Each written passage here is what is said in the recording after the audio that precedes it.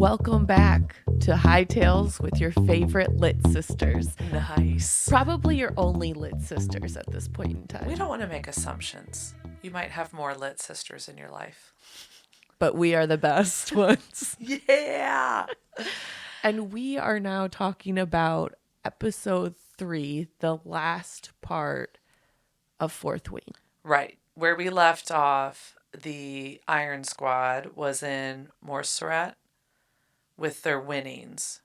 Mm-hmm. Right? Getting to go to the front lines. And Dain comes walking up on Xaden. the sister. Why do I keep calling him Dain? I don't know. His name starts with an X. And there's a D in there.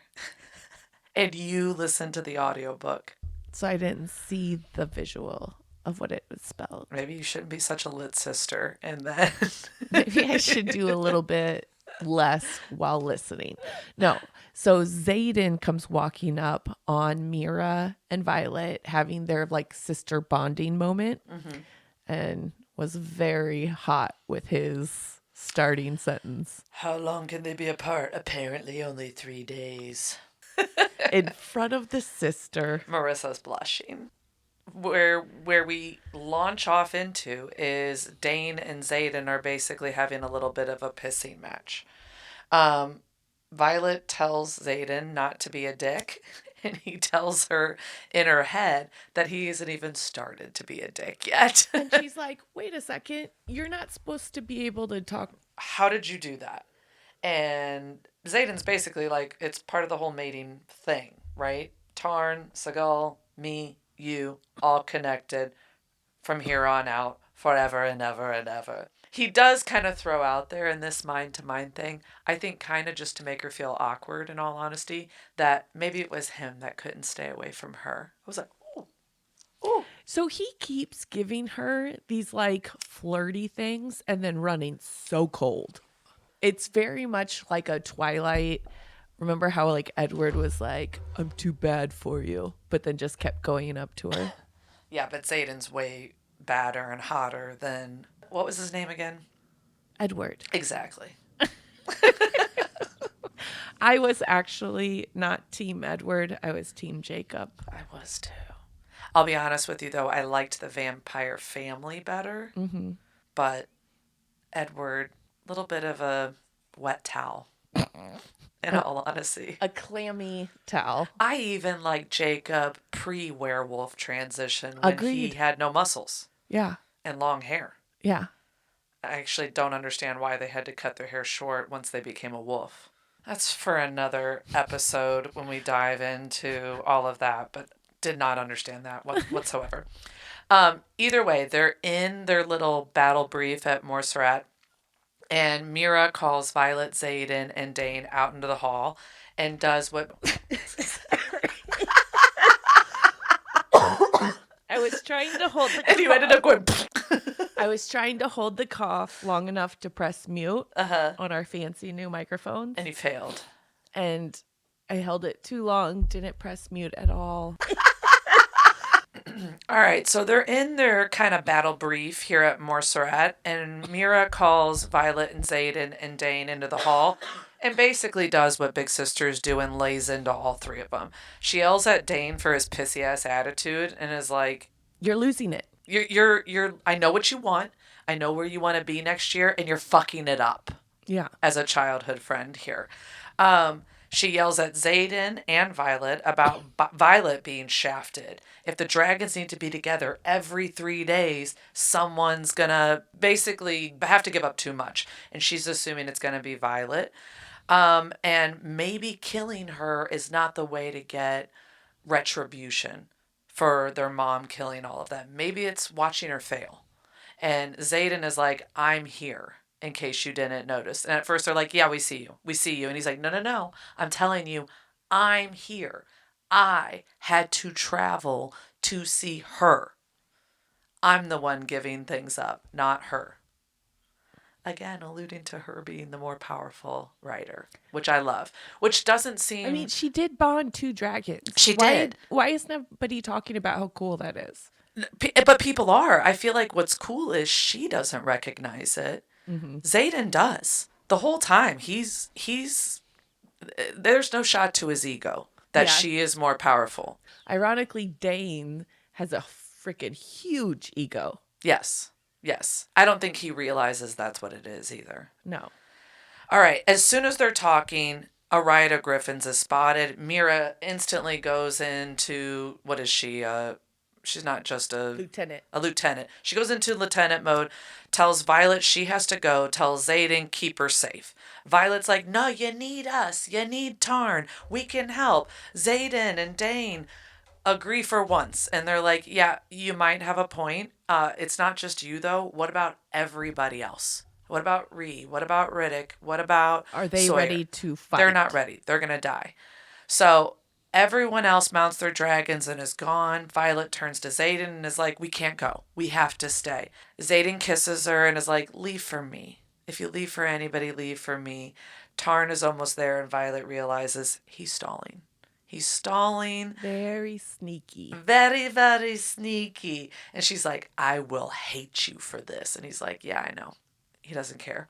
2 days later, Violet is up, camped out in front of Professor Markham's office for any news. And Xaden comes up kind of sheepishly, brings her coffee. He's like, Sigel said you hadn't slept. So, and she's like, Sigel should mind her own business. Ooh. Which, pretty ballsy when you're talking to a very large navy blue dragon known for having temperament issues. And plus the fact that your dragon is not going to take your side over his mate's side. So you have zero protection. You want to talk about breaking mom and dad up. Yeah. You're really playing with fire there, If Violet. they get a divorce, it's all Violet's fault. It's all your fault, Violet. Violet finds out that Xaden knows everything about her, which she finds a little odd, and asks her, like, when did you decide not to ruin me? And he's like, I don't actually know when, but all I can think about is doing more than just kissing you, which is a very funny way to flirt back and forth, where he's like showing off that he knows everything about her. And he's like, yeah, if you're going to ruin someone, you got to know all about them. And she's like, when did you decide not to? He's like, I don't know, but I really want to you right now. Like, okay, enemies to lovers. Here we go. He also tells her in her head, why does it matter if it changed? And she tells him, don't do that. And he's like, don't do what? And she's like, don't tell me things like that. And don't talk to me in my brain. And he's like, you can do it too if you just try. And then, wet blanket, Dain shows up and tries to act like he cares about Violet. And Xaden's all like pissy and brooding in the corner about it, like jealous. But then Professor Markham comes up and basically tells her, I can't tell you anything, it's secret, but no riders were hurt in the attack. So she knows Mira is okay. Yeah. Which is good. So she was mad at both of them for making her leave. And Xaden is finally like leaning into his desire for her. Kind of, sort of. And she's like, not today. You missed your chance because you used your sexuality to make me leave my sister. You kissed me at a pivotal time. Meanwhile, they're actually learning and doing all of the things they need to progress as first years.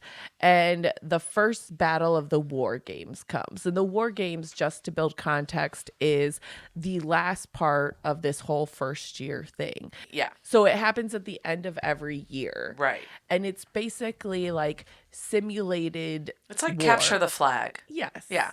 Yes. A little more serious. Exactly. So this first one, they know that you can either be protecting eggs or you can be trying to steal flags. One is offensive, which is the flags. You're going out and trying to keep your flag or get your flag. Yeah, get your flag, but steal eggs, right?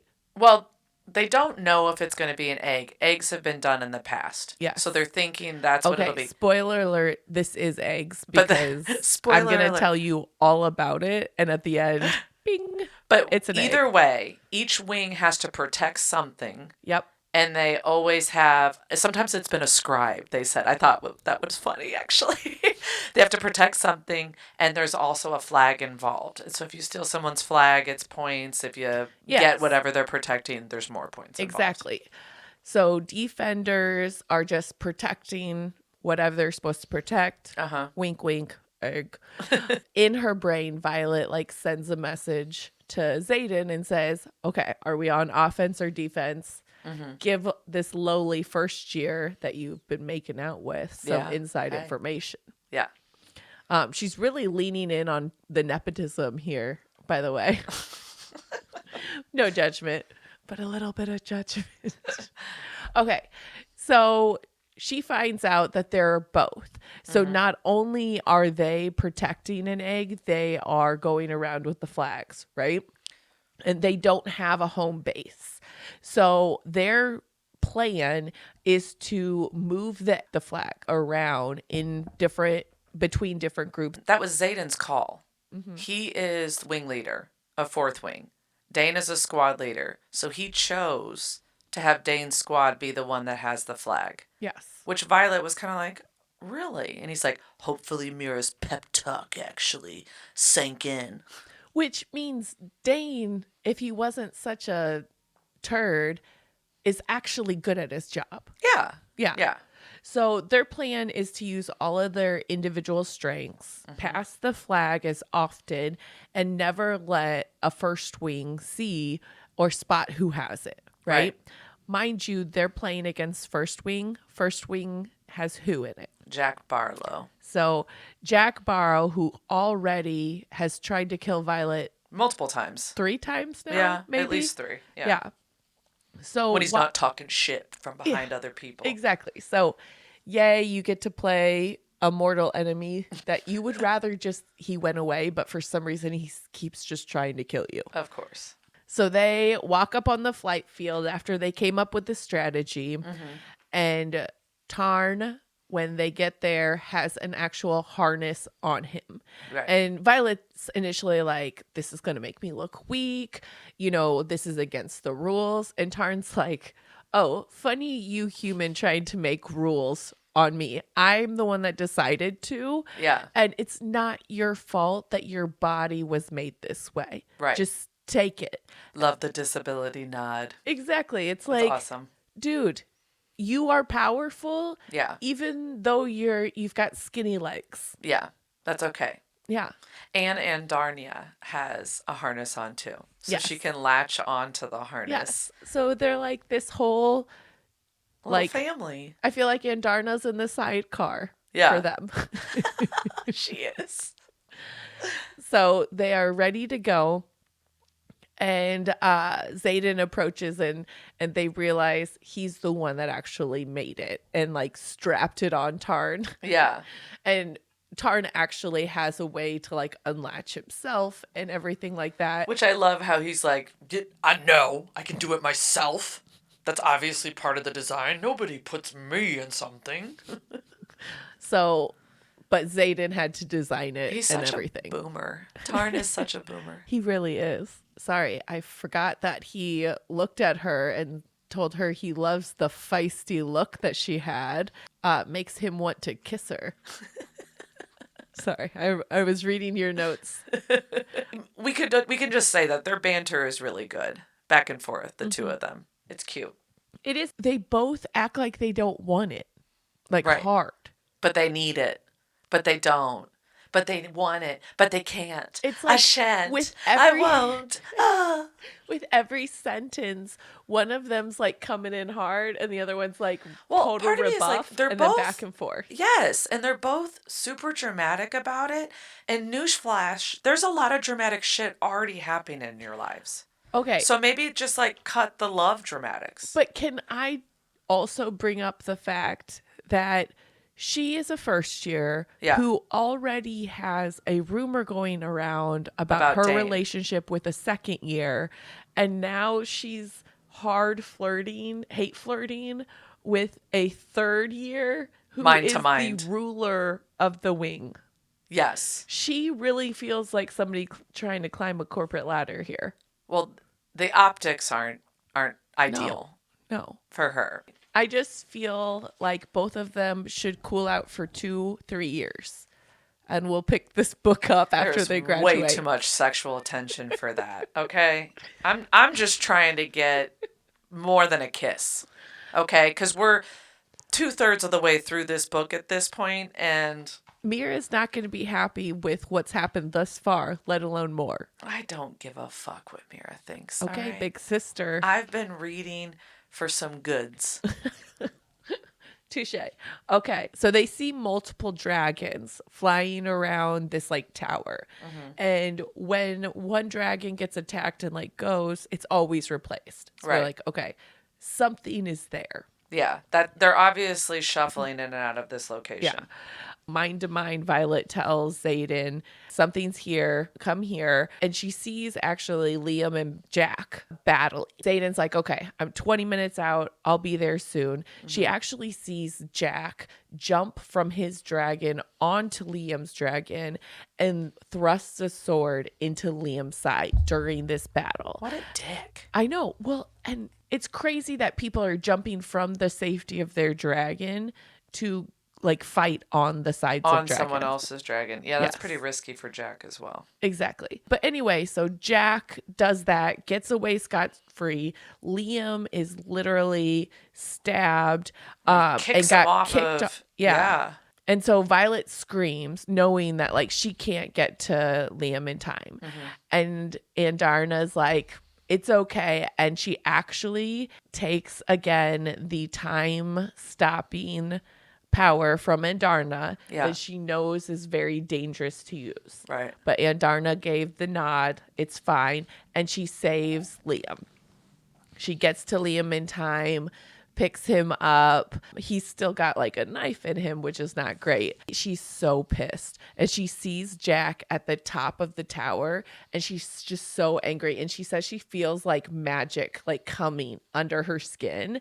And all of a sudden, lightning strikes the tower and it just collapses and falls with Jack inside. So Jack is dead. Yeah. Tarn also was like, lightning wielder. Yes. He was very proud grandpa. Like, yeah, we have Yeah. a lightning wielder. And we find out that that's a very rare and powerful gift to Oh, be yeah. able to wield lightning. Right. Then quick cut to Violet puking violently. So she's not handling this new power very well. Yeah. She's puking her guts up. About killing Jack. Yeah. Who's and a dick. he's tried to kill her multiple times. Yeah. And she's could have killed him multiple times, but always gave like the immobilized shot. Right. The reason he I think had to it's- get surgery, everything was Right. because she didn't kill him. She just really hurt him. Yeah. And she's upset that her signet is something that is violent and like used to take life. Yeah. She always wished she was like her brother. Yeah. Yeah. Who Well, was- even Mira too. Her signet is to shield. Yeah. Is to protect. Brennan mended, right? Fixed things that were broken. She just kind of thought she would be some sort of healer. And she was No, babe. No, babe. Your violence. No. Yes. And the only person that ever saw that was Xaden. So she's sad about that. And Dain, of course, is soothing her and is like, it's okay. You don't have to use that dangerous, most powerful power in the world ever again. I'll protect you and hide you away. He didn't say all that. He just said, you don't have to use that awful power if you don't want to. And Xaden, like the rest of us in the whole world, said, shut the F up. He's like, get the fuck away from her with that shit. Yeah, like why wouldn't she use this to save people? Right. Like this is her power. This is why she's here. Yeah. This is what she's trained for. But he doesn't say that to Dain. He grabs her. And that's what I love. Yeah. He's like, the world is a better place without him. Countless other people will now live because he is dead. I'm glad he's dead, and I'm glad you fucking did it. Like, he Yep. just, like, gives her the confidence that she needs. And then Tarn tells her to listen to Xaden and says, you can feel this sadness. Right. This is a good thing that you feel upset that you killed somebody, but then you got to let it go. Yep. Because this power is the best chance for the kingdom to survive against evil. You got to shake it off. Yeah. And then Ree, of course, is very suspicious later and was talking to her and was like, I just can't figure out how you move so fast to save Liam, like during the games. Violet felt super guilty about it. And Tarn was like, you've got to let that go. It's not your secret to tell. Right. Because she couldn't tell her why. She just had to be like, oh, I just am very quick. It's a secret for dragon kind. It's not your secret. You're not lying to her. This is on me. But she is. She is, but she has to.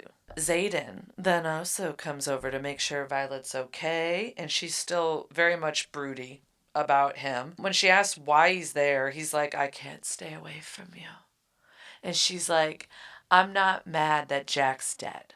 She's mad about how it changes who she is. And she remembers like her dad telling her that she's not like her mom. She's not like Mira. She's confiding to Xaden that she really hoped her power would help people, but it's more destructive than her brothers, her sisters. It's more destructive than any of theirs. And Xaden tells her like she can be angry and she can take it out on him if that helps make her feel better. And she leans up and kisses him. And Xaden's like, no, no, no. This isn't what you want. And she's like, yes, it is what I want. And he's like, let me protect you. Yeah, you told me to take what I need, and this is what I need. And he's like, I'm the last thing you need. And she's like, I only want you. And Xaden is like, I always want you. And even when you just walk in the room, I'm like, that's my girl. I want her. And then we get 6 pages of lightning-fueled furniture breaking sex. And that's all we have to say about it. It was very hot, though. I'm not going to lie. I am not going to lie. I knew Xaden had it, right? And knew how to wield it. Pun intended. But Rebecca, you write some good sex. I'm not going to lie. So, fade to black. Yeah. They are now, the way Marisa likes it. They are now cuddling in the aftermath. The room is wrecked. Outside, the window shattered, by the way. So she can't sleep in her room anymore. The window has shattered. Violet's signet is not controlled. Let's just say that. She has literally busted up the entire room, and Xaden, like, protected her with his shadows. Yes. So everybody knows. Well, they don't know yet. They banged. They just think there was a pretty hefty storm. Their dragons definitely know. I mean, yeah. Okay, anyway. So fade to black. Post-coitus. She is tracing the scars on Xaden's back. Which is very sweet and cute. Which is very sweet. And his are much more excessive than any that she's seen. And she finds out that there are 107. Well, it's like within his like relic of Seagull. Yeah, scales almost. Yes. She connects in her head, oh, that is exactly the amount of children of the rebellion. Right. And that's when Xaden tells her the true story. And so this is the second surprise story she's had. Right. That she has read all about the rebellion and what happened after. One, she found out both Liam's parents died, not just the one who was convicted of being a rebel. Right.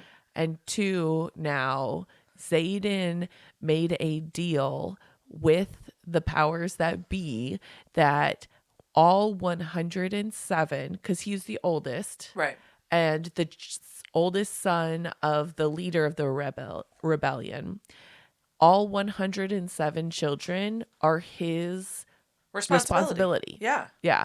His responsibility. Their loyalty is up to him. He vouched for him. Yeah. So if one of them gets caught being a rebel, right, he dies along with them. Think about it this way. It's not just being a rebel. No. If they get caught doing anything, yeah, they can only survive if they survive the Riders Quadrant. Oh yeah, So that this was the was all gift. part of it. That You're was the welcome. yeah, that was the gift they were given. Yes. They So were allowed to fight for their lives in the Writers' Quadrant. you have to keep all 107 of them in line, and they probably won't be 107 in the future. It'll probably be like 20. Right. Small amount of pressure. Yes. Daddy Ryerson. Which Zaddy. explains why he takes such an interest in making sure he is their father. They're all orphans. Oh yeah. Oh yeah. It's always the bad boys that end up being the most caring individuals overall. No, that's not overall true. No, in fantasy books it is. Okay. But I will say that happened with you, What? where you thought you were getting a bad boy. Oh, I totally did. And He's like not. the sweetest guy I've ever met. He is the farthest thing from, well, maybe not the farthest thing. I will say my husband has no fear. And I think we were in a big fighting stage, like fist fighting, like people that age when people got into fights all the time. And now that I look back, he never got in fights. He was defending the little Jack Russell Terriers of his group that were getting in fights. He was just the tall guy in the back that was like, I'll get in if I have to. He just had to a lot of times. But yeah, no, I totally thought he was a bad boy, and he is not at all. He's probably one of the most empathetic people. Where he's like, I don't want to bring it. But if Zayden's I bring a little it, more hardcore than my husband. I'll bring it. No offense, Derek, but Zayden's a little more hardcore than you. He does have a dragon. I mean, come on. Okay, talk now Derek into getting a dragon tattoo. Right? That would be awesome. Okay, now Violet has a signet. Her signet's manifested, so you get to have class with Professor Carr now.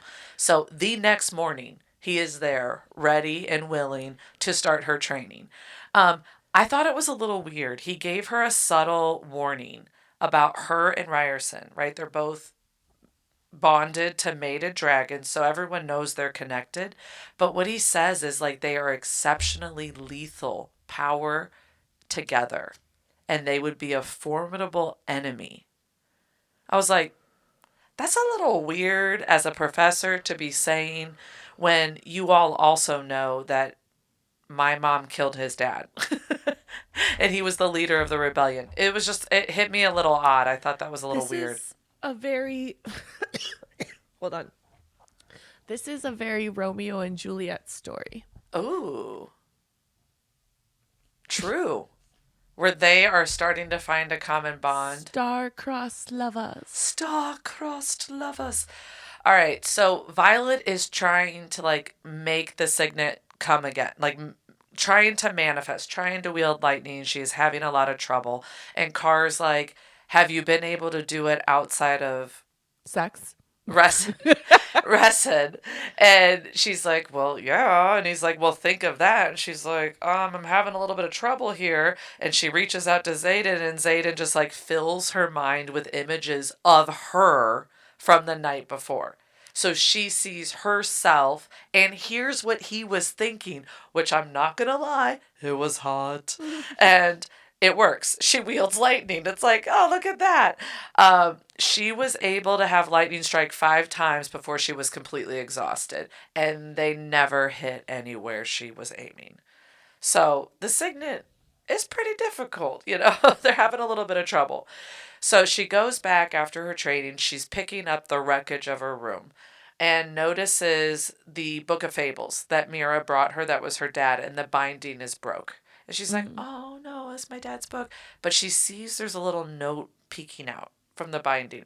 Grabs it. It's a note from her father that reminds her that folklore is passed from generation to generation, and it only takes one desperate generation to change history or even erase it. Weird note from her dad beyond the grave, right? About a Book of Fables, about folklore.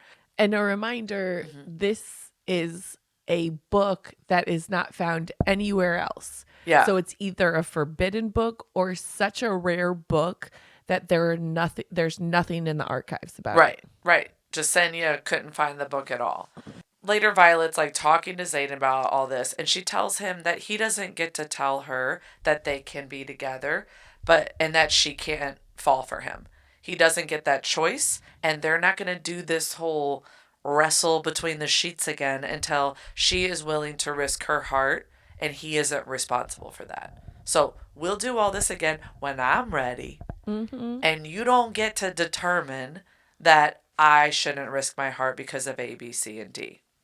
You don't get a vote. You don't get a vote. It's my heart, bish. They love the little mind flirting / fighting. And they're doing that during battle brief the next day about graduation being 10 days away.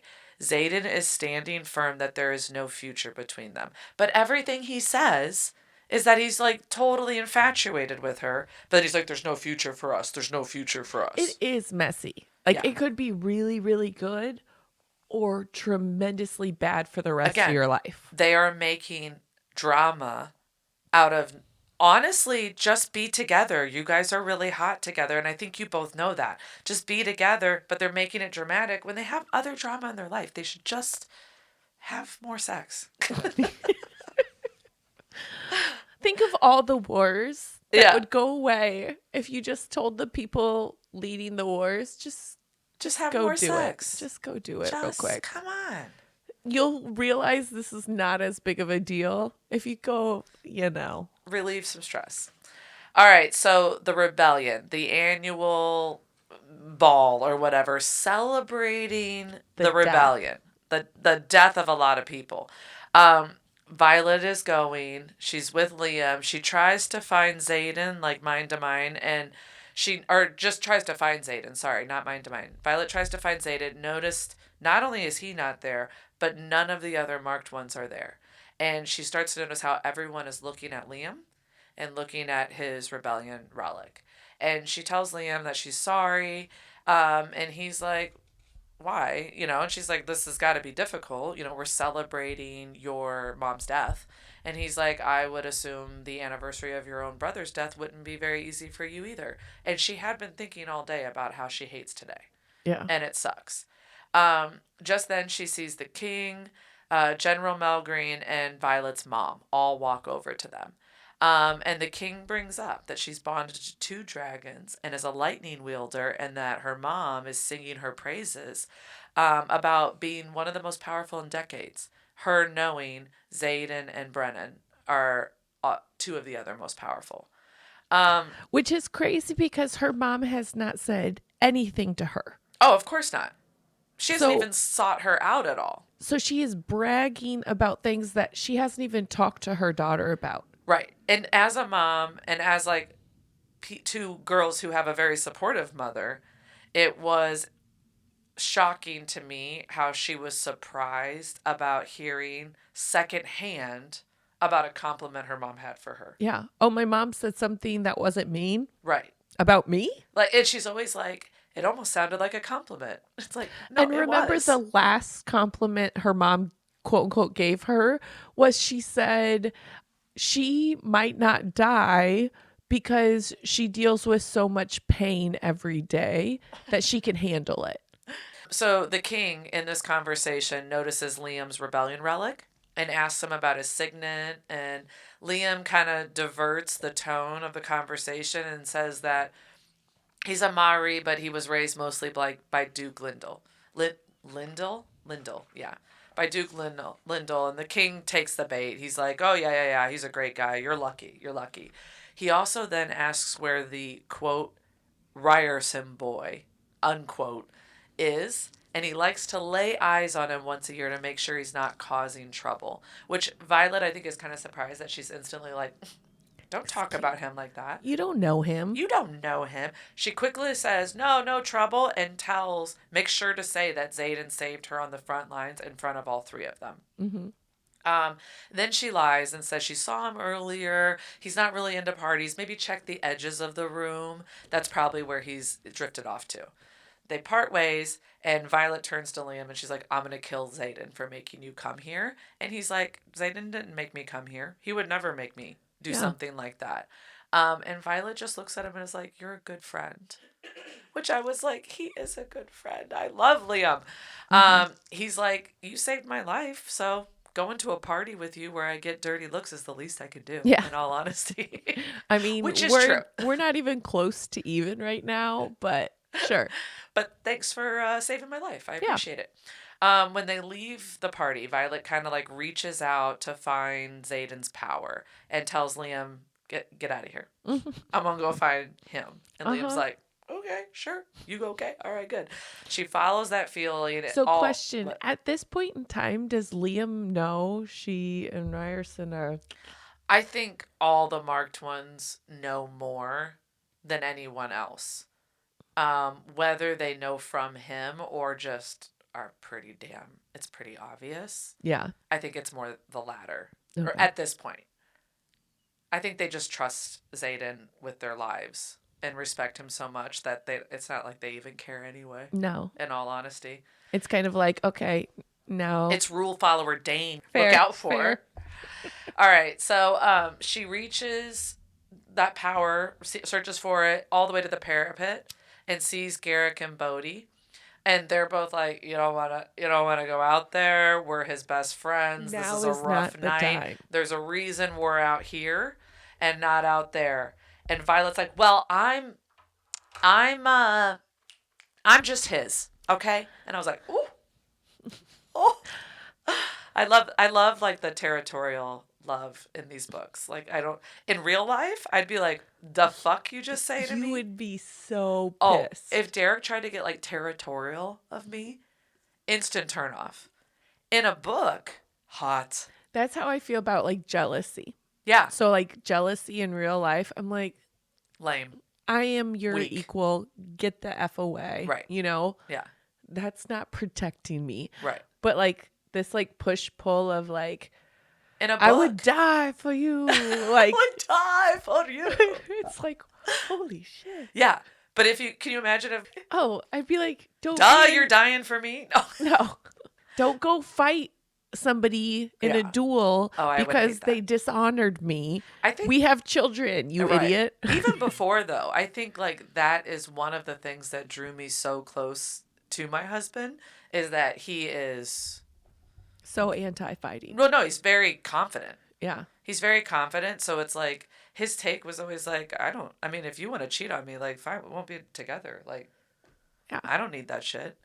Well, and the thing that really attracted me to my husband is the fact that he would never, like, guys that get in fights. Oh, yeah. Are, ugh.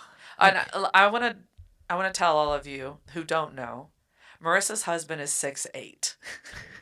He a big dude. No, I think he's 6'7".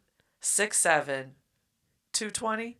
Oh, he's a little higher than that. He would not want me to tell people that. Either way, he is not a small person.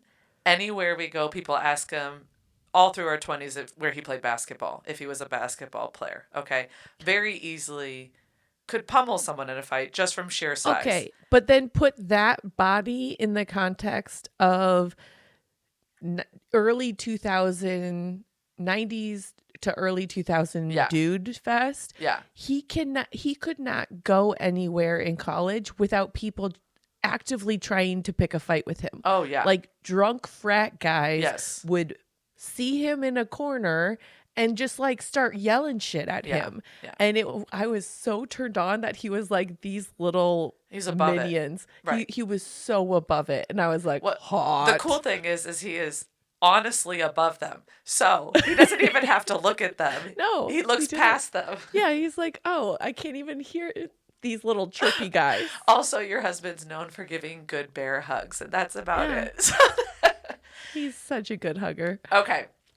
So, Violet steps out onto the parapet. I want to remind you that she is wearing a dress. Mm-hmm. And I think she kicks off her heels before she goes on there, but is barefoot. It is not appropriate footwear. No. And the first time, she takes a tiny little stumble.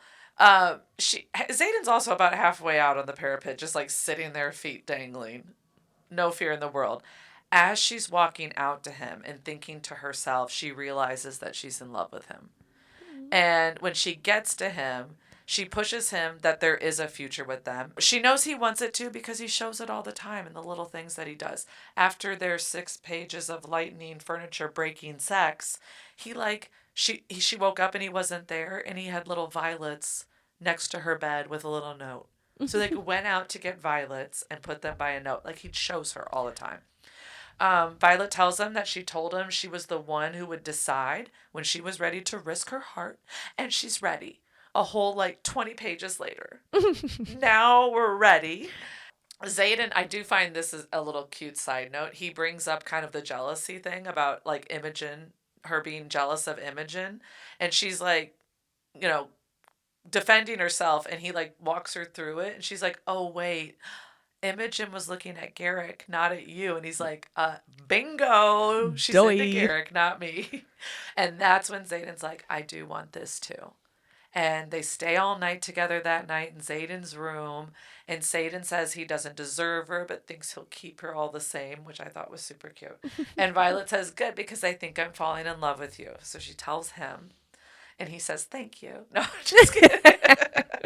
So question, how long between first meeting your husband and you saying, "I love you"? How long was it? When did I know, or when did we actually say it? Both.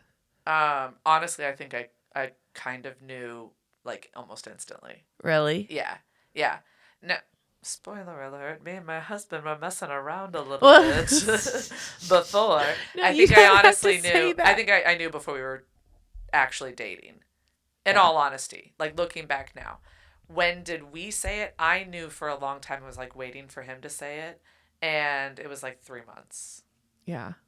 At all, maybe.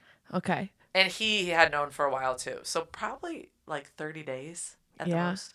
Okay. So this always feels very fast. Yeah. When people are undying declarations of love. Yeah. But then I look back and it's my husband and I were 2 months. Yeah.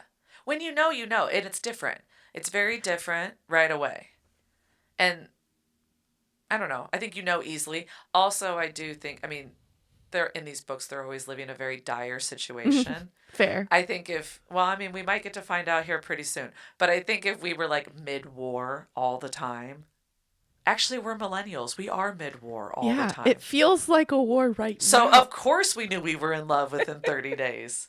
I think if we were mid-war, we probably would have gotten married really quickly. True.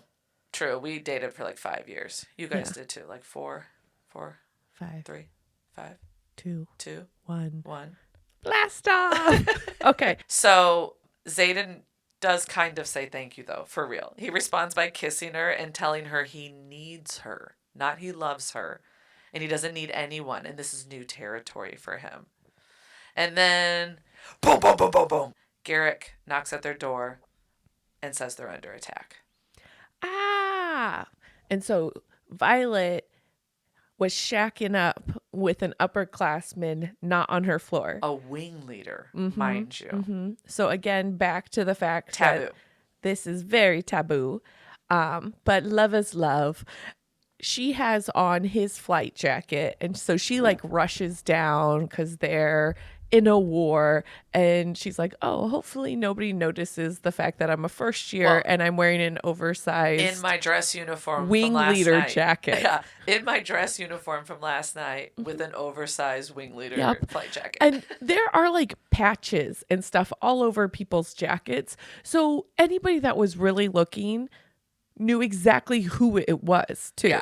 Which is Ree. Ree was like, I know you're... It's a little chaotic because they're getting attacked, so no one notices. But the best friend obviously is going to notice right away. So they're all freaking out. And she looks over across the room at Xaden. And through their mind, he says, "Okay, this is just part of the war. It's not a real attack." So she's like, "Okay, phew. I don't have to be super worried. But this is part of the war games." And so this time, the task is the wards are failing, and there is a multi-level attack along the borders. And there are mass casualties to infantry and civilians. All wings are being sent in different directions to reinforce.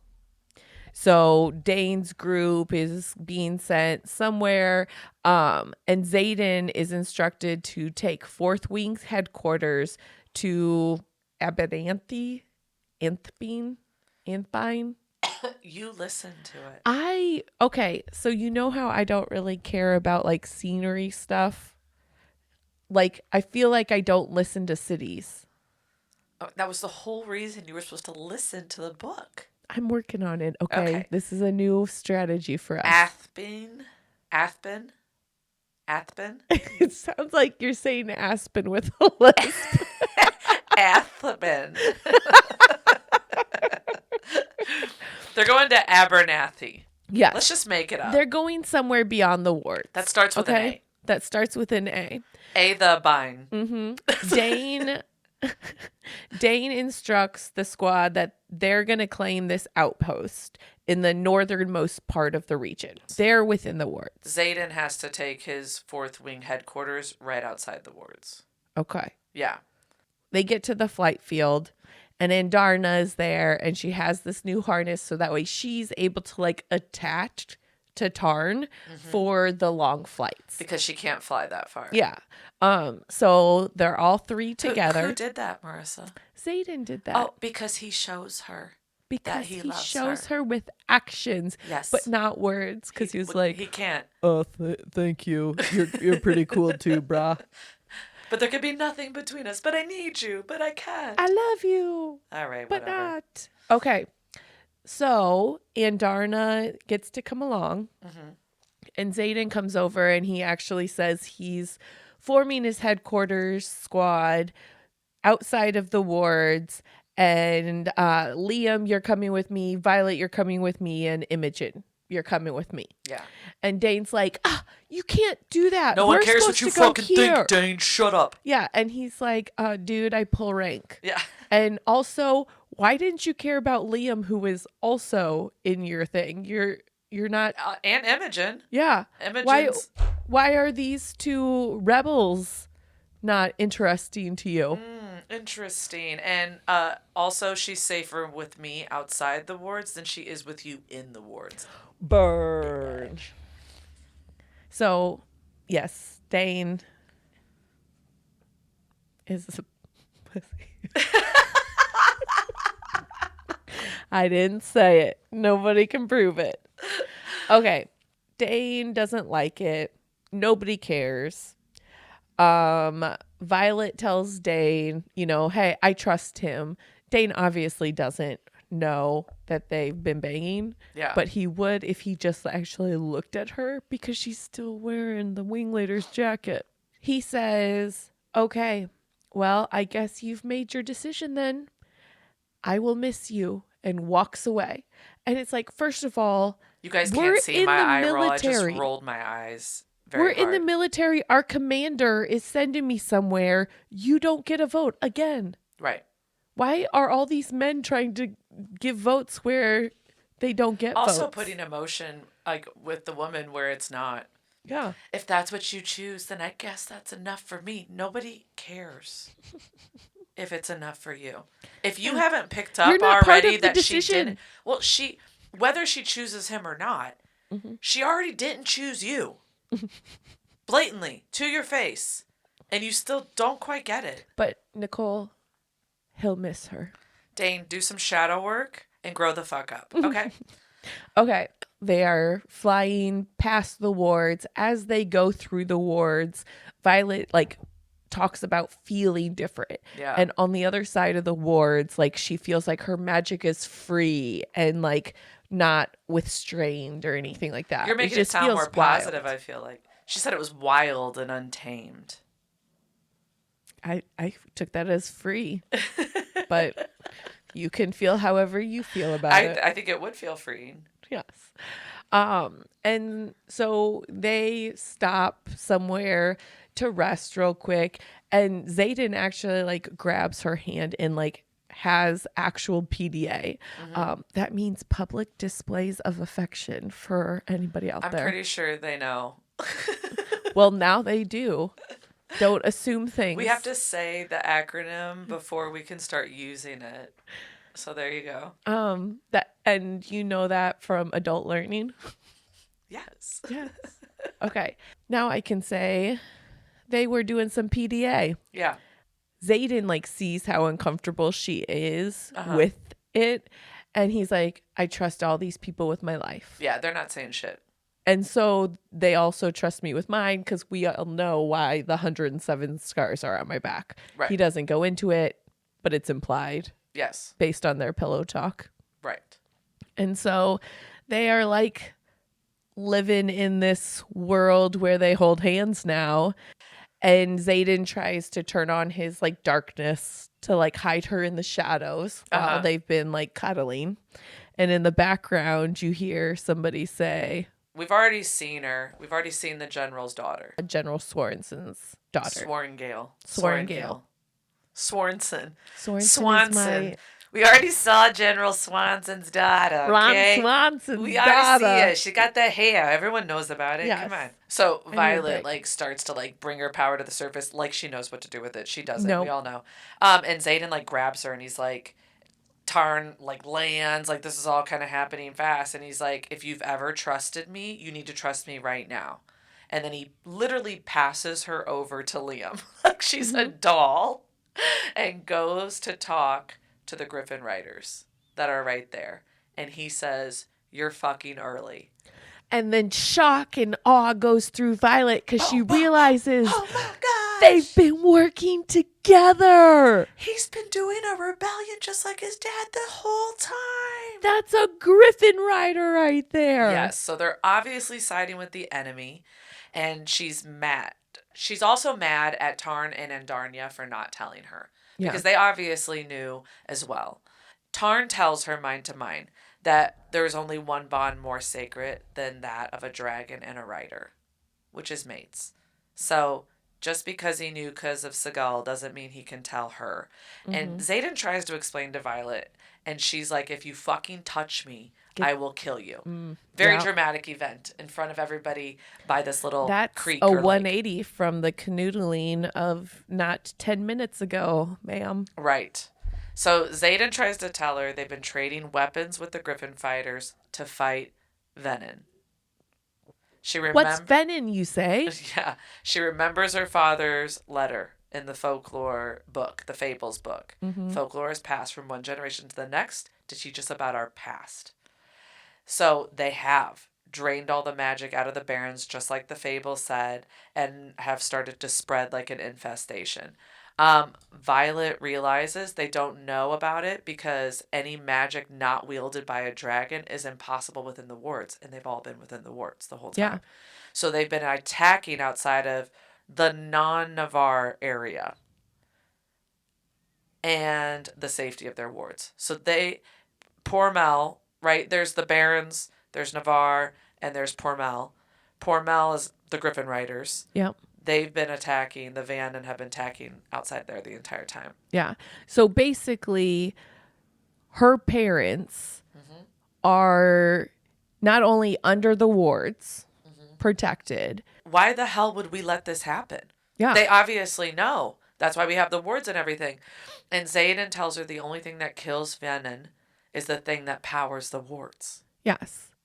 So that means they are deciding to power the wards to protect only themselves rather than fight with their neighbors. Right. And one of the neighbors is already barren because they've pulled all the magic from that land. Right. Which the fables say, the three brothers, that's the one that was in the Barrens, right? The Venin. Yeah. That's why the Griffin Riders have been attacking near the borders. They're looking for what powers the wards to fight, to have weapons to fight. So Xaden hands her a knife at this point that can kill Venin, and she recognized the hilt of the dagger is the same as what she saw in her mom's office during that first part. Knows. So her mom knows. Her mom is part of it. She knows. Which she knows. Yeah. She knows. She also is putting together at this point that this is what the entire rebellion was about. Mm-hmm. That all the Marked One's parents knew and wanted to fight for these other innocent civilians and were executed for doing so. And she actually remembers her dad said, you know, it only takes one desperate generation to change history. Yep. And this is why he also alluded to earlier about why the scribes were really powerful. Right. Because they said one generation like changes the text. Yeah.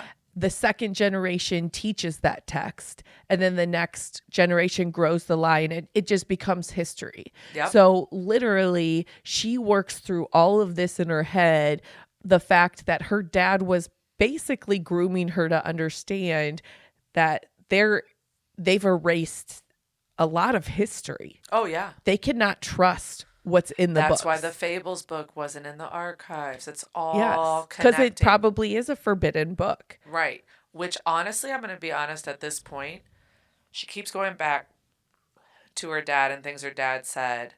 I'm rethinking her dad's death as a suicide. I'm like, okay, he was obviously trying to send a message. I think he was part of the rebellion, and his mom... Or he found out about it and something happened. Whether her mom's involved, whether it's General Melgreen, something. But part of me is like, I don't feel like everything else I've heard about her dad, I don't feel like he would have committed suicide. Yeah. We don't find out in this book, spoiler alert. And we don't... Don't you dare. I will say, I found it very cute. Violet's really pissed at Tarn and Andarnia for not telling her. And Tarn... basically admits it, and you would not think his boomer ass would do this, but he's like, we made a decision to protect you without your consent. It was wrong, and we won't do it again. Yeah. Like, he's mad at himself for doing that. It makes me wonder if him and Sigil are fighting about it, too. Maybe. I think they are. So, one thing that I want to bring up. Uh-huh. How can we trust any historical text ever? Exactly. And we all know that history is written by the victors. Right. Right? So it's like we hold up like Alexander the Great. Right. What was his story in real life? Right. Right. And how sad is that? That for generations... I mean, we're seeing it in our own history right now. Yeah. You know? There were, I don't know if you want to put this part in here, but there, remember AP History. In our high school, I found out that one of my friends asked, there was a massive riot in Springfield after the NAACP was, like, started, right? When that branch reached Springfield, there was a huge riot, and the black-owned businesses in the black side of town was literally burnt to the ground. Did you ever know that? I did not know that. Neither did I. Granted, I also wasn't in AP History, but never knew that. That's our hometown. One of my friends who was in AP History brought it up. He's mixed. And the teacher said it was the black people's fault, so we're not going to talk about it. Yeah. Hence, erasing history. That's why all this conversation about taking things out of history books or altering the way that we teach it is detrimental, in all honesty, right? Because history is there to learn from it, right? So it's going to repeat itself. And we're seeing that right here in our nice little fantasy book as well. It's just so sad because you're not even giving the generation the opportunity. Right. Right. And, or the time. Maybe they're losing valuable time right now. And to be honest, how many generations would look back with shame? Right. Like that, I feel like drives a lot of my decision making is, will my future generations, like which side of history will I fall on? Right. With the way I feel and talk and put out there about this. That's why they say there's so much in some of these like states here in America about taking certain events out of history books, teaching both sides of this or that, because they don't want their grandkids they don't want to see Meemaw in the history book throwing a rock at a little 8-year-old black girl for going to school. You know? Ugh. I mean, but if Meemaw did that. Okay. So I will say this happens generationally. Yeah. There's just a lot more visibility because the generation before that, there was no photograph with somebody throwing a rock. Now there's a photograph. Now there's, for us and our future generations, they're going to look at us talking about eating like a cheeseburger and be like, that's so disgusting that my great-great-grandmother actually ate animals.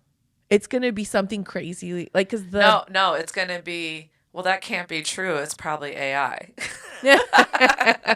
That's not my great grandma's voice. Now, we went from being able to prove stuff to very quickly disproving it because it could be completely fake and you don't even know. So, future grandkids, if I ever say anything horrible in your eyes, my intent is always noble.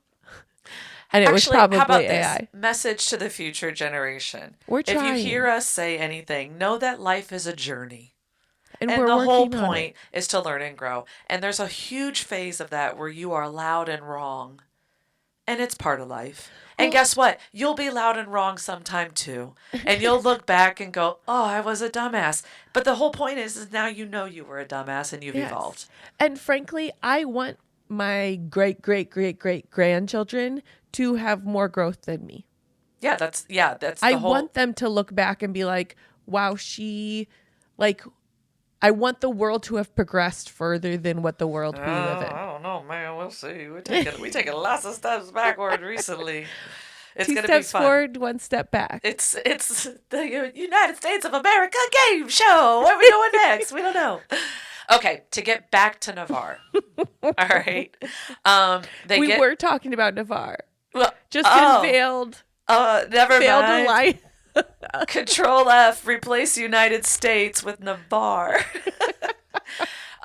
They get to Montserrat and realize no one's there.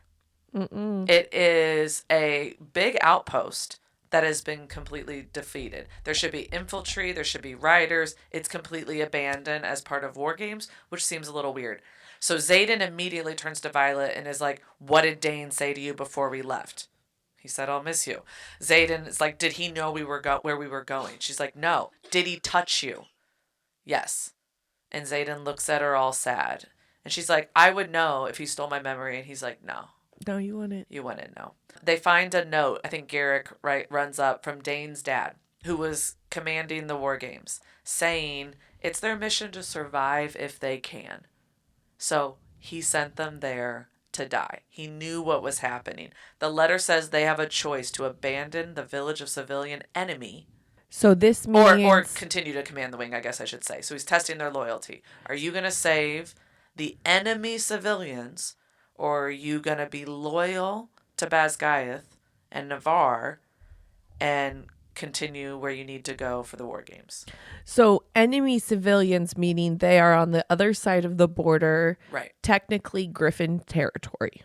Yes. So are you going to help innocent people? Right. Or are you going to come back as soon as possible because you got the wrong instructions? Yeah. And it's a trading post, right? So they're not in enemy territory. It's where they do go to trade.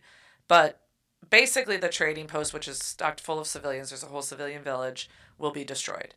Liam is a distance seer, and he sees Vienna approaching, 4 of them, in purple robes. They got these nasty-ass red eyes and veins like spidering all around them. So they're all sitting there debating on whether they stay or whether they go. And Serena, the leader of the Griffin Riders, comes over and confirms it's for Vienna. It's a death sentence. 2 of them took out an entire city the month before. So yeah. They really want something here. Oh, of course. This is a big deal.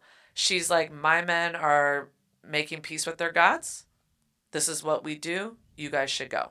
Thank you, Xaden. You kept us alive. This whole trade kept us alive years. It gave us a chance. Xaden confirms with Sigil at this point. They're all kind of talking to their dragons, and Xaden's like, Sigil says she's never run from a fight, and today will not be that day.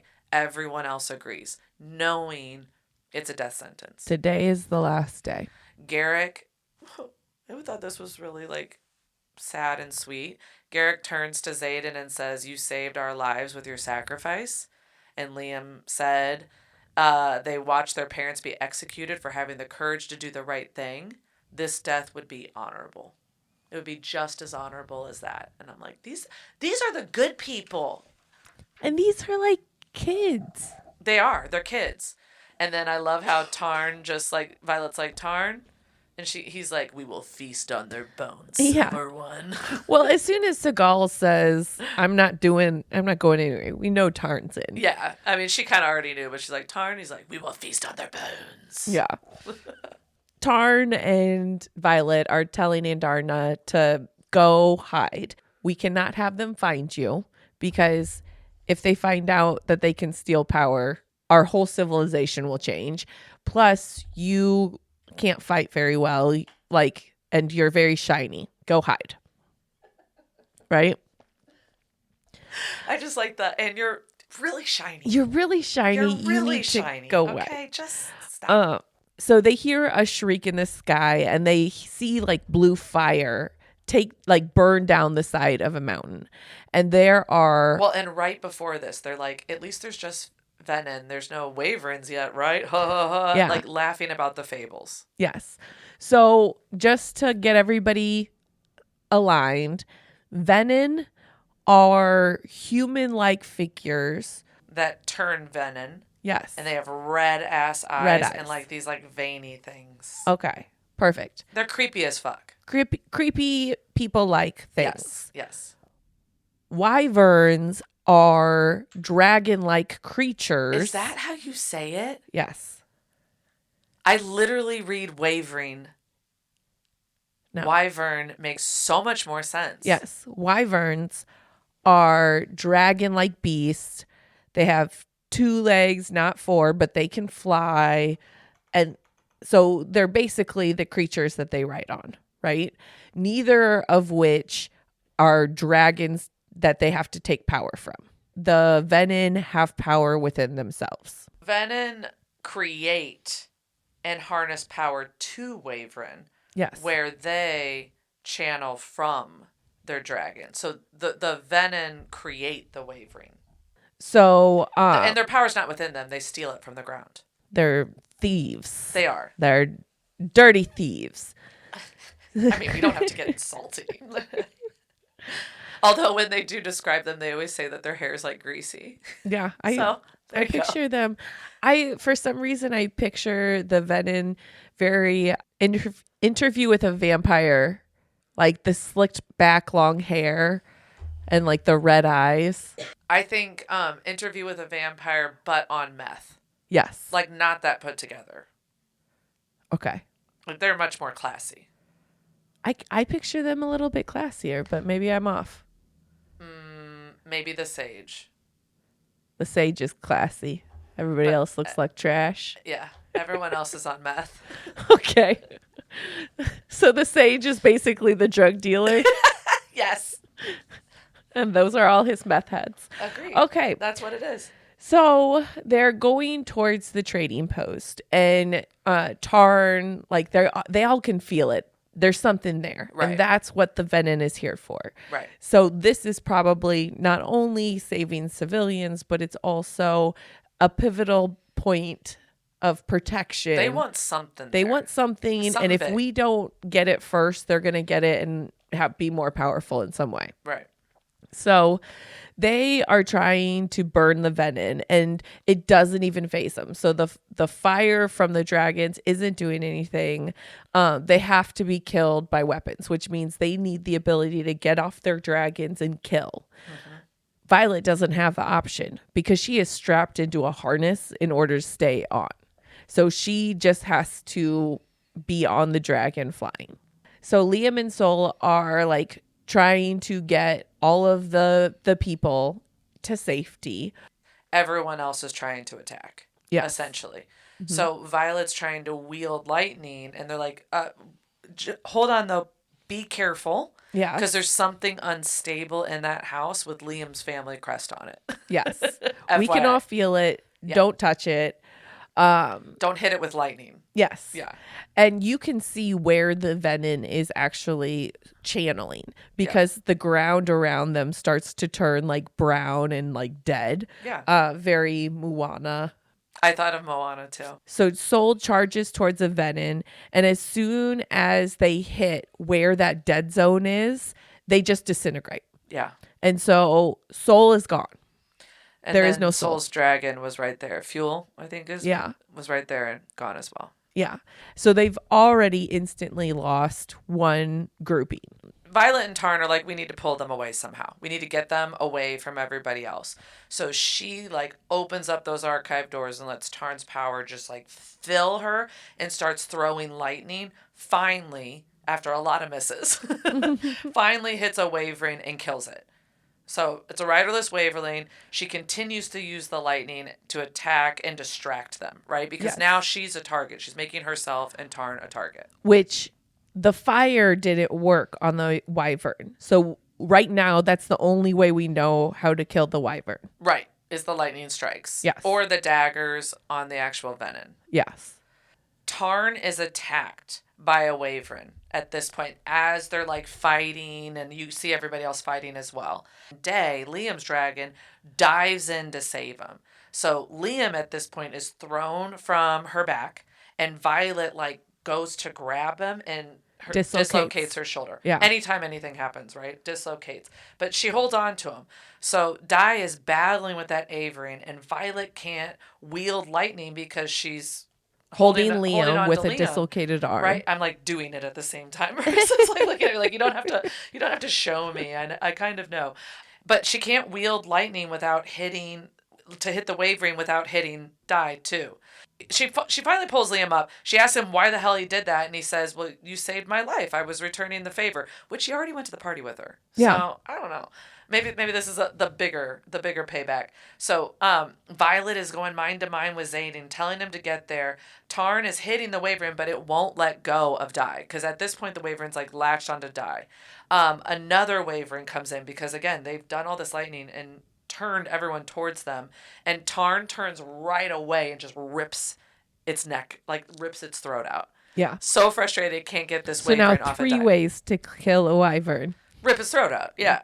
You can't really function without a throat. Tarn is trying to save Day. Yeah. And trying to like get the Wyvern off. And the Day is just, shrieking, screaming. And that Wyvern will not let go of her neck. And Liam is there and just can feel it and is like, she's dying. I'm going to die. She's dying.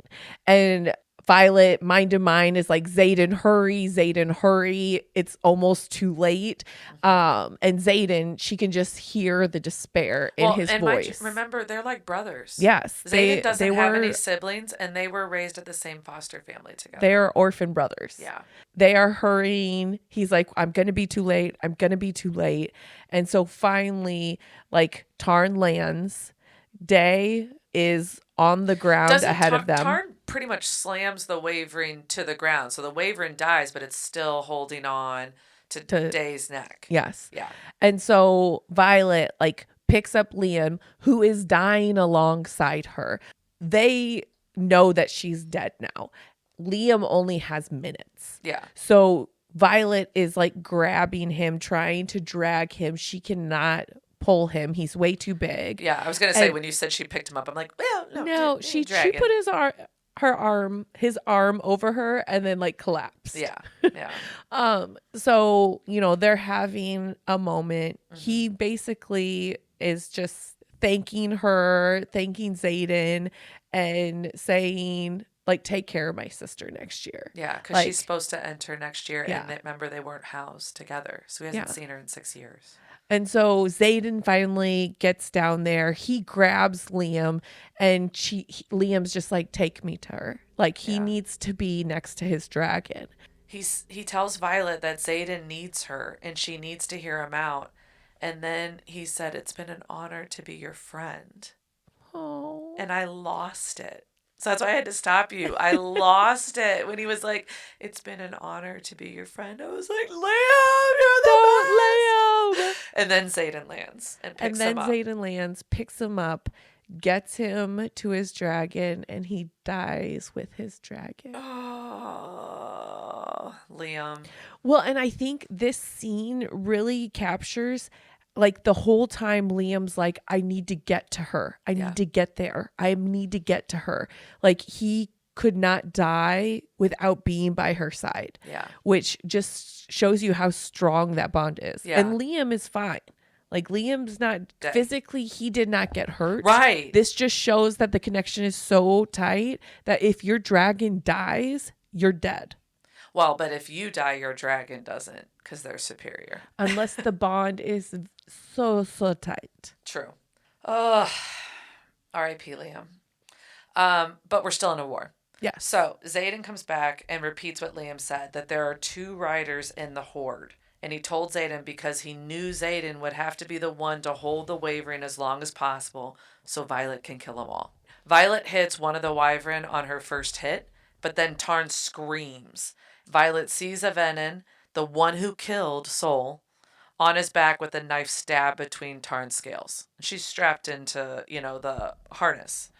Yeah. Violet tells Tarn to stay level. He's yelling at her the whole time. Don't you dare unseat. Don't get up. Don't you dare unseat. Don't She's get like, up. Bitch, you dying. I ain't gonna watch him kill you. That's not gonna happen. Then I'm dead too. She has to kill the Venin. The Venin's fast. Gets to Violet, gets a dagger in her side right below her armor. Everyone is screaming in her head. Xaden screaming at her, Tarn screaming at her. The Viennan says, such untapped power. No wonder we were called here. You could command the sky to surrender all its power, and I bet you don't know what to do with it, do you? So maybe they're there for her. Which I was like, how did that know? Anyways. I mean, she also brings up the sage. Maybe yes. I'll let the sage do it. So Violet's going, a teacher? Yeah. Like, you're a student? Like me? Yeah. And look at all this power you have. They have a school for your asses now? Xaden throws shadows at this point to distract the Venin, and Violet rips lightning and plunges her dagger into the Venin's side. A good portion of the riderless wyvern fall from the sky and disintegrate. That's what Liam was trying to say. Yeah. You have to go for the riders. It makes sense. The rider is the one who created the wyvern. Yeah. Once the rider dies, they die. They can't channel power to them anymore. Which also means Teacher Man probably has the majority of these guys that are messing stuff up. Probably. And Xaden confirms there's one Venin and the Sage that are left. They see the Venin, but it disappears as like right before Garrick. Garrick throws a dagger and it disappears before the dagger can hit. So Violet's like, I got a plan. She sees she needs Xaden to drop the shadows because he threw those shadows up to distract them to begin with. He doesn't want to do it because it's protecting her. Yeah. And she's like, you have to trust me. Uses his own words on him. If you've ever trusted me, now is the time to do it. Violet and Tarn find that most powerful rider and Violet's trying to strike him with the lightning, but she isn't fast enough. No. She's a way better rider. She's real close to burnout with how much she's thrown lightning, and Andarnia is like, use me. They pause time around them. Violet demands Tarn push more power to her. He doesn't want to do it, but she's like pushing it and she's trying to like pull the lightning to strike the rider. Unpauses time just as it strikes the Venin and half the wyvern fall from the sky. At that time, Violet is close to burnout, passing out, and falls from Tarn's back, and she can just hear Xaden scream. She can feel herself falling, and she can feel Tarn trying to reach her, but she knows she's not going to get to her in time. She feels her back slam into something and sees like shimmery gold around her. Andarnia has stopped time again to save her. So that's Andarnia has stopped time twice in this battle, back to back. And we know how it wiped her out the last 2 times she did it. Yeah. So Xaden gets there, tells her she has to fight. And then she hears he took the dagger and there's a green, it's like dipped in poison. Yeah. So he's like, we need to get her. People are all making plans, and she can hear it, but she can't do anything about it. So people are like, we need to get her back to Basgiath. It's a 12-hour flight, though. She's not going to make it. Xaden's like, there's someplace closer. And Garrick's like, you can't. It puts everything at risk, and he's like, I don't fucking care. And Tarn, like, growls at Garrick for even, like, mentioning it. So this whole ride, Violet's slipping in and out of consciousness and is like describing the pain. And Xaden keeps telling her, you have to fight, you have to fight. You can hate me all you want when you wake up. You could scream, you could throw daggers at me, but you have to live. He also says, you can't make me fall for you and then die. None of this is worth it without you. He still doesn't say he loves her, but he basically says he loves her. But also, you could take that to mean if she dies, her dragon dies, her dragon's mate dies. She probably does, because I feel like she makes every excuse. Yeah. Besides what's obviously being said. I mean, the words have to match the actions for you Exactly. to truly have clarity. The last thing she remembers is she hears a familiar voice, and she hears Xaden saying, "You have to save her." For the last chapter of the book, to a whole different POV. Yes. I kind of loved it. I'm not going to lie. I'm not going to lie. He's not as poetic as I was hoping he was. He sounds exactly the way I thought he would sound. Really? In his head. Yeah. I thought he was deeper in real life. You did? Yeah. No. But remember, I always want the good guy. I want the emotional. Here's the thing. Xaden is the good guy. I know he is. I just like the deep, long walks on a beach nerdy guy. That's my guy. Xaden ain't a nerd.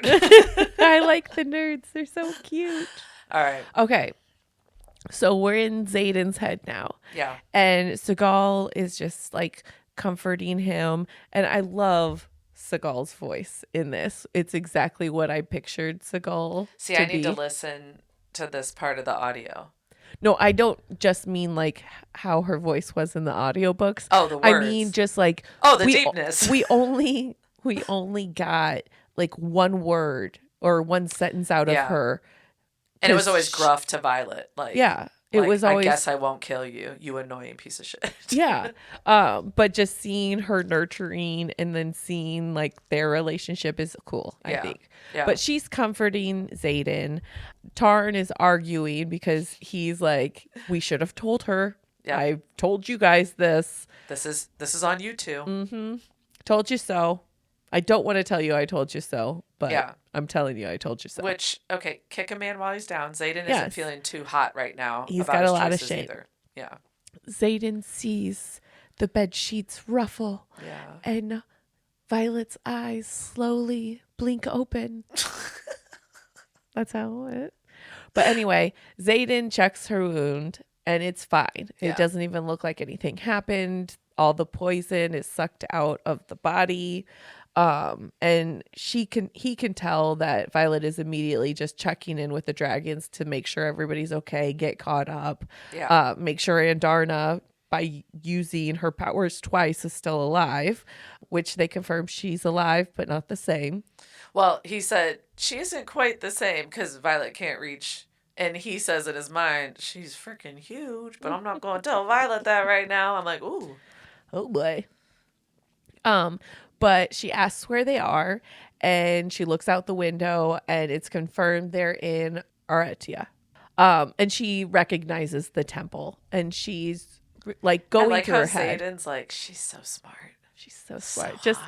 Just I love that where he's like watching her brain work is so sexy. Yes. I'm like, isn't it though? It is. It is. Why aren't more men just look at women and like, damn. How do you know they're not? You're so smart, it's sexy. How do you know they're not? I think they can't articulate it. Okay, we'll go with that. I bet that's what my husband thinks all the time. Has Whenever I talk, he's just looking at me like, your brain work, it is so sexy. My husband's definitely sometimes like, maybe she'll shut up at some point. Maybe she won't care about everything at some point. Yes, but in her brain, she's putting together, we are at this place that all of the books I've ever read about the rebellion says this place is burned down. Right. This place doesn't exist anymore. Not true. Yep. Add it to the list of things that Violet has found out. Exactly. And she looks around and there are so many people with the rebellion relic around. And she realizes that the reason why Melgreen has the law that only 3 people at a time can be together with the rebellion relic is because if more than that gather, he can't see the outcome. Right. And so that was Melgreen's big plan. So he couldn't see them rebuilding. And have they rebuilt. Yeah. And she asks if Liam is really dead. She's hoping that that's not true. I was kind of hoping she was wrong too. Yeah. She's not. Spoiler alert. Well, and the whole time I was hoping like surely Day isn't dead. Yeah. And Liam No, the whole time I was in shock. I'm like, this isn't Yes. happening. No, This this isn't isn't happening. real. Where's the turn? Where's the turn? Oh, There is no turn. somebody go Liam is save dead. them. Yeah. Liam is dead. They both feel like it's their fault. Yeah. And then Xaden leaves the room so that Violet can get dressed and catches up with Garrick and Bodhi. He's got his tail between his legs. Yeah. Big time. He's like, it's my fault. I should have told you sooner. He does go like, you probably would have told us everything we needed to know and we probably would have won. Like, he's really understanding where her mind is at with that. And then he's like, I guess I'll leave my room so that you can get dressed. Talk about the worst output of mansplaining. Yeah. Because she literally has the only book you can find on Venin and Wyvern. True. And you keep her in the dark about it. True. But anyway, she gets stressed. He's catching up with Garrick and Bodhi. Serena, the Griffin flyer. Yeah. She's alive. Her and her sister make it. But the rest of the group. Their entire squad. I don't think they call them squads, but their entire squad didn't make it. Yeah. But they found whatever they were looking for, the Venin were looking for. It was some sort of box. And we find out at this point that Garrick's dragon is sensitive to runes. So his dragon was the one that was able to find it, but they don't know what it is. Yeah. We have to like get a chart together on like every power dragon partner relationship thing. I would assume it's going to come much more into play in Onyx Flame too. It's a big part of. Let's put it on the whiteboard. Yeah, let's that would be whiteboard good it to out. have as a I reference. didn't realize at this point that dragons had special sensitivities. I didn't either. Like there were battle dragons, like Coda, Melgreen's dragon, has been in a lot of battles and is huge. Tarn is like very powerful. So we've only heard it in terms of like someone's signet possibly being more powerful or more rare. But it makes sense because the signet is only. We also haven't heard much about runes. Yeah. So and runes from at this point are just like a Pormel thing, right? The Griffin Rider thing. We don't know much about it in Navarre. So that there's a dragon that has sensitivity to runes, I think is also interesting. Okay. Well, we'll find out hopefully. Xaden kind of sheepishly goes back to his room. And Violet lets him in and they start talking about it. And he basically is like, do you want in? Do you want to fight with us? Because I haven't been able to tell you everything because there's a lot of lives at stake here, not just mine. She says yes. So Xaden goes to like reach out to her and she backs away. And she's like, just because I'll fight with you doesn't mean I trust you. And I can't be with somebody I don't trust. And I literally out loud went, oh, here we fucking go again. Here we fucking go again. I actually was like, fair. No, think about it. Xaden has 100 and some people's lives at risk, right? Mm-hmm. But we found out it's not just that. It's this entire secret. It's an entire other country of people and civilians. He didn't. Okay. You're the general's daughter. Okay. You're the general's daughter. Of course he didn't tell her. Let me flip 2 pages and then I have a rebuttal. Okay. Okay. She's like, you fucked up everything by not telling me. Yeah. Like, I can't I don't have that trust in you anymore. And he's like, I will do everything to fight to get that trust back. Well, and she does say it's not that he kept it from her, it's the ease at which he did it. Exactly. I didn't think that was fair. No. Okay. Again, the second page and then I'll do my rebuttal. Yeah. There is a knock at the door and Xaden says they maybe have like 20 seconds. And Violet asks if there's a chance that they end up in a wyvern attack. And she hears from behind her that definitely wasn't an accident, my sister. So Brennan is still alive. Yeah. He's the one that knocked on the door. Who mended her. Yes. Right? He's who they got her to. My rebuttal is, how are we going to share all that stuff that we shared and you are keeping a secret as big as the fact that my brother is still alive from me? Don't touch me or anything until that lie has been unveiled. I think that is a little narcissistic. And we did just drop in the middle the major plot mic twist. Drop is that Brennan's alive and a part of the rebellion. Yes. So Brennan's alive, part of the rebellion, and they were sent to that outpost on purpose to kill Because everybody. Dane's dad knows that they're supplying Griffin riders and Because is trying to catch Dain him in it. touched Violet's face. But anyway, The whole thing. That's why now I'm getting back to like, their fight. I would be pissed. I'm on team Xaden because he does tell her too. I fucked up by not telling you sooner. Agreed. All right. And he is trusting her with this, and it's everyone else's lives as well. And he said he'll tell her anything she wants to know to earn her trust back. So he does say he should have told her maybe a little bit sooner. But when you're in it, how do you really know when is the right time to tell? That's Hindsight. when you as the person with the knowledge should be slowing everything down. I just feel like it's not this It's is a not little that narcissistic. easy. Like I get Violet's it. kind of making it's much bigger than her or them. Agreed. So But to me, you can go, that's a little fucked up. You should have told me sooner with what you know about me. And he goes, fair. I'm going to do it better in the future. Fight over. Okay. Fight over. So from my perspective, how I would react is that's really messed up. You should have told me sooner. Yeah. I think we need to slow everything down so we can really get to know each other before we jump right back in. Lame. So lame. Feelings are feelings. Now, granted, this is coming from a water sign. We are very feeling oriented people. I would say I'm a feeling oriented person. No, you're an earth sign. You are very practical. You're practical. I would really struggle. We need to slow this down to make sure we really know each other. Fuck that. You feel this too. We know each other. You can we know feel each other. that, but you can be deceived by lust. Practical.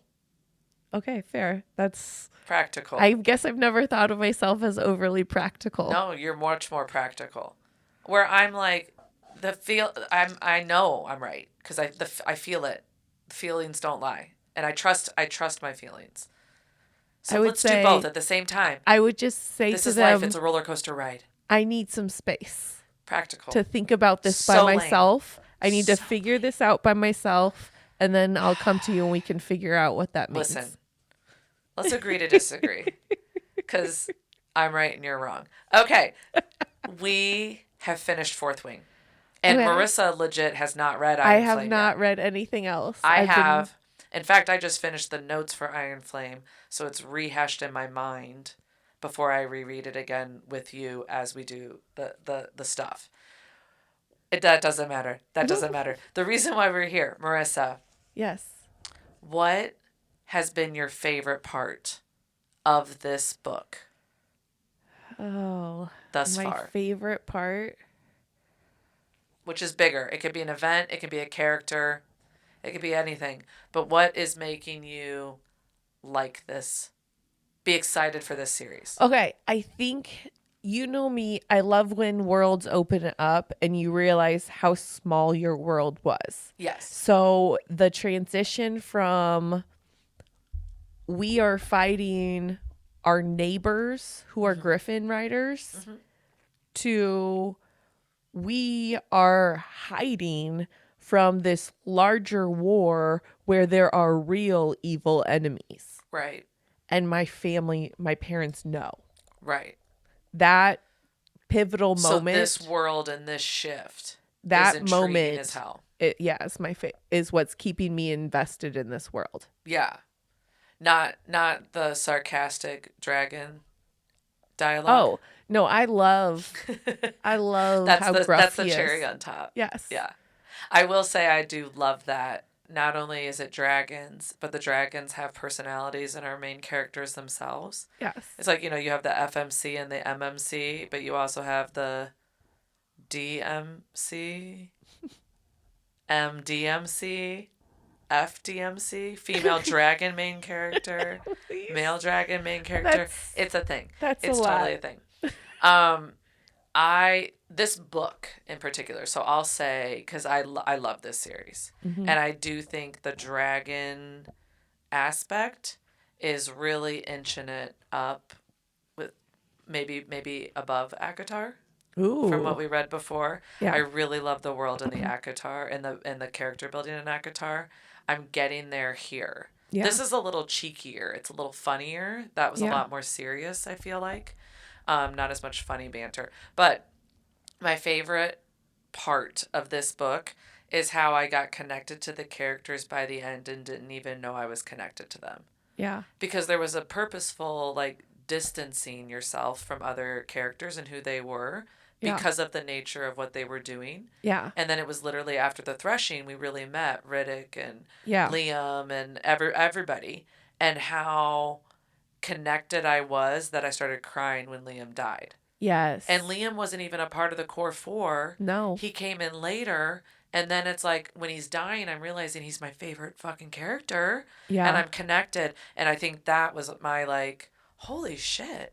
When did that even happen? I didn't even know any of who, like, only knew Violet. Yeah. And Violet's, like, perception of people. I realized that when they were doing the presentation during the threshing. Yeah. Because it really was like, you don't really internalize a lot of information about these characters. Yeah. And then seeing them interacting while they were talking and walking through that presentation thing, I was like, oh, I really know a lot of these characters pretty well. Yeah. And then all of a sudden, you know, the hesitant one that we knew in the back of our head throughout little itty bitty tidbits, like, gets killed for being hesitant. I'm like, of course he did. You know, that's so him. And it's like, I didn't even register he was a person. I do find it interesting, too, that the way we're revealed to the characters is reflective of, like, their experience through that year. As Violet trusts them more, we get to know more about Riddick and because she's not opening up to them either. I don't know. That whole part, that whole formation for me is really cool and really interesting. And then obviously I really love the dragon dialogue. Yeah. I think it's interesting. I kind of want more dragon dialogue. Like, I would love it if we got bonus chapters from Tarn or Sigel's point of view. Thank you for joining us as we closed out the first book of the Fourth Wing, the Imperium series of Fourth Wing. So it's 3 episodes. We are going to be coming back with Iron Flame, which I am very excited for Marisa so to read. excited about it. Yes, you should be. And be excited to be very frustrated. Oh, no. In the same way you are here a little bit. Anyways, thank you for talking high tales with your favorite lit sisters. See you next week. if I edit quick enough. Bye. Bye.